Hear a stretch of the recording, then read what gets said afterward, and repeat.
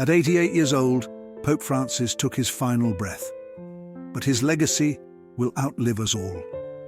This is the story of a man who changed the world not with power, but with humility. Born Jorge Mario Bergoglio in Buenos Aires, he was a humble priest who never sought the spotlight. Yet, destiny called him to the highest office in the Catholic Church. From washing the feet of prisoners to embracing the poor, Pope Francis shattered expectations.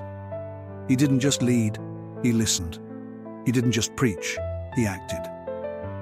When elected in 2013, he chose the name Francis, inspired by St. Francis of Assisi, the patron saint of the poor. It was a sign of things to come.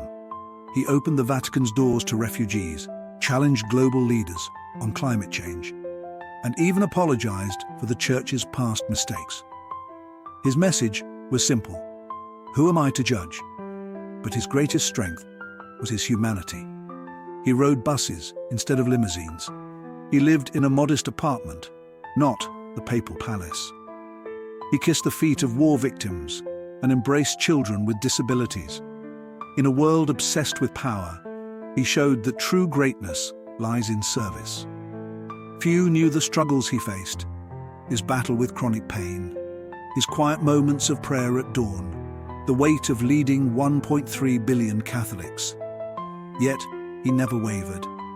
When the pandemic struck, he stood alone in an empty St. Peter's Square, praying for a frightened world. His words echoed, "We're all in the same boat." He was a bridge builder, meeting Orthodox Christians, Muslims, even atheists with the same warmth. He called for peace in war-torn nations, yet never shied from hard truths. "This economy kills," he declared, challenging greed and inequality. And then, in his final years, he slowed down. His hands trembled, his steps grew unsteady, but his voice never faded. Even from a wheelchair, he reminded us, tenderness is not weakness, it is strength. Now, as the world mourns, we must ask, what will his legacy be? Will we carry forward his mission of compassion, or let it fade with time?